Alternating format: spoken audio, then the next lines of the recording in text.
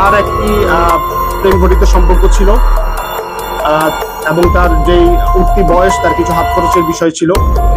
সরকারের ভালোটাকে ভালো বলবো, সীমাবদ্ধতাকে সরাসরি আমরা কটাক্ষ করব। আমরা একজন গর্ভধারিণী মাকে একজন নিজের সন্তান কিভাবে পারলো এই ধরনের কাজ করতে, একটা মার সাথে কিভাবে পারলো সুস্থ মস্তিষ্কে? সে যদি নেশাগ্রস্ত না হয়ে থাকে, সে যদি সাধারণ মানুষ হয়ে থাকে, কখনোই একজন সাধারণ মানুষের জন্য এটা করা কখনোই সম্ভব না। অবশ্যই নেশাগ্রস্ত ভাবে সে পাগল হয়ে এবং উন্মাদ হয়ে এ ধরনের কাজ করতে পারে একজন সন্তান তার মার সাথে। প্রিয় দর্শক, আসসালামু আলাইকুম। দেশে এবং প্রবাসে, দূরে এবং কাছে, যে যেখান থেকে আজকের এই ভিডিওগুলো দেখার জন্য প্লে করেছেন, সবাইকে আন্তরিক শুভেচ্ছা, অভিনন্দন। দর্শক শ্রোতা, যে যেখান থেকে আজকের এই ভিডিওগুলো দেখাতেছেন, সবাইকে অনুরোধ করব সম্পূর্ণ ভিডিওটি কন্টিনিউ করবেন, কারণ গুরুত্বপূর্ণ কিছু তথ্য আছে আজকের এই ভিডিওতে। দর্শক, আপনারা ইতিমধ্যে অনেকে জানেন যে বগুড়াতে যে ঘটনাটি ঘটেছিল, যে তার ছেলে তার নিজের মাকে এই ধরনের যন্ত্রণা দিয়ে, মৃত্যু যন্ত্রণা দিয়ে তাকে ফ্রিজে রাখা হয়েছিল। আসলে কি কতটুক সত্য এবং কতটুক সত্য আমরা অবশ্যই আজকের এই ভিডিওতে জানবো। প্রিয় দর্শক, আমরা আসলে না জেনে অনেক সময় অনেক কিছু বলে থাকি। আসলে আমরা তদন্ত সাপেক্ষে যখন তদন্ত যে পরিমাণে রিপোর্ট আসবে না, আমরা কিন্তু যে কোনো মানুষকে, বিশেষ করে বাঙালিরা সহজেই একটা কথা বিশ্বাস করে ফেলি।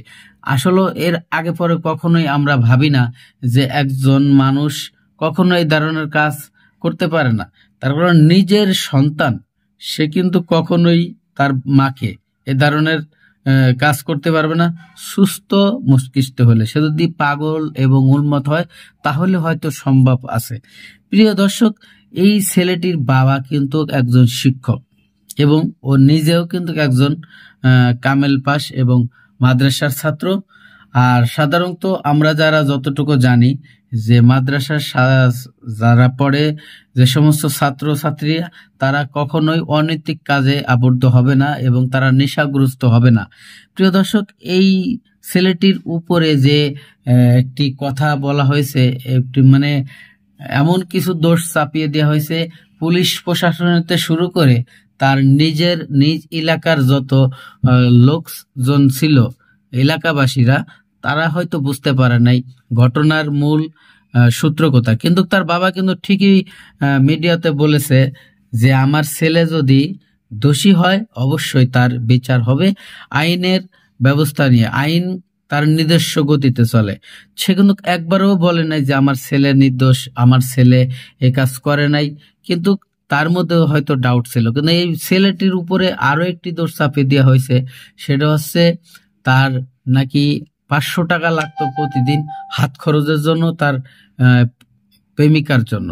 প্রিয় দর্শক, একটা ছেলে একটা মেয়েকে ভালো লাগতেই পারে, আর তাদের লাভ ম্যারেজ হতেই পারে। প্রিয় দর্শক, এই যে মৃত্যুকাণ্ডর ঘটনার যে ঘটনা, তার সাথে যে জোড়া দিয়ে তার যে একটা অপবাদ দেওয়া হলো, এই ধরনের কাজ আমাদের আসলে আমরা যেটা জানি বাঙালিদের দ্বারাই সম্ভব। কারণ কিছু সংখ্যক মানুষ আছে আগে পরে ভালো মন্দ না জেনে একজনের উপরে দোষ চাপিয়ে দিয়া। তা বেশি কথা বলবো না দর্শক, চলুন আমরা সেই গুরুত্বপূর্ণ ভিডিওটি দেখে আসি। গুরুত্বপূর্ণ ভিডিওতে দেখার আগে ছোট্ট করে একটি রিকোয়েস্ট করব, আপনি যদি আমার চ্যানেলে নতুন বন্ধু হয়ে থাকেন, ভালো লাগলে চ্যানেলটিকে সাবস্ক্রাইব করে রাখবেন, ভিডিওগুলো লাইক কমেন্ট শেয়ার করে দেবেন। তা চলুন আমরা সেই গুরুত্বপূর্ণ ভিডিও সাজায়। কিন্তু এই হচ্ছে তার ব্যাখ্যা।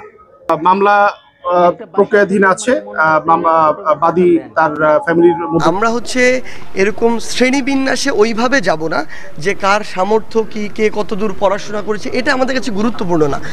আমাদের কাছে গুরুত্বপূর্ণ হচ্ছে নির্দিষ্ট একটা পদের জন্য আমরা ধরুন যে কোনো একজন, একটা মন্ত্রণালয় একজন উপদেষ্টা যাকে নিয়ে আসা হচ্ছে, উনি ওইটার জন্য কতটুকু যোগ্য। এখন এই যোগ্যতাকে আমরা একটা গুরুত্বপূর্ণ প্যারামিটার হিসেবে সেখানে রাখবো।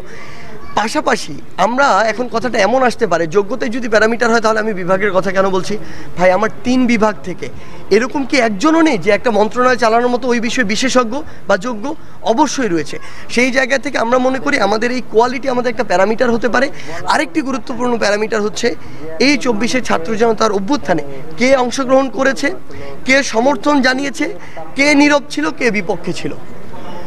অবশ্যই যার অংশগ্রহণ সরাসরি ছিল এখানে, যে এতদিনে নির্যাতিত, যে জনমানুষের কথা বলে এসেছে, তার প্রায়োরিটি সবার আগে হওয়া উচিত।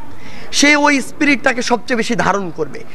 এরপরে যেই মানুষটা সামনাসামনি রাজপথে নেমে না হোক, সোশ্যাল মিডিয়ার মাধ্যমে হোক, দেশে থেকে দেশের বাইরে থেকে হোক, সমর্থন জানিয়েছে, ওই সময়ে সৎ সাহসটি দেখিয়েছে, সেই মানুষটার এই জায়গায় প্রতিনিধিত্ব করা উচিত। কিন্তু আমি এই জায়গায় একদম স্পষ্ট করে, ভাই, আমরা সরকারের কেউ না, আমরা সরকারের কোনো সুবিধা ভোগ করি না। সরকারের ভালোটাকে ভালো বলবো, সীমাবদ্ধতাকে সরাসরি আমরা কটাক্ষ করব।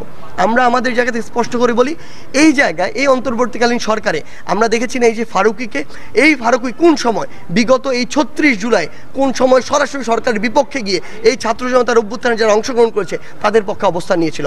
কখনোই নয়। তিনি তার সময়, পুরো সময় ক্ষমতার কাছাকাছি থাকার জন্য যেভাবে তার মতো করে তোষামোদি করা দরকার সেভাবে করেছে। হতে পারে একটা লাইন লিখে, হতে পারে একটা ছবি তুলে, সবাই একই কাতারে ভাই ভাই সহমত ভাই বলে তোষামোদি করবে না। কেউ একটা লাইন লিখে, কেউ একটা শব্দ বলেও তোষামোদি করে। এই ফারুকিরা কিভাবে এই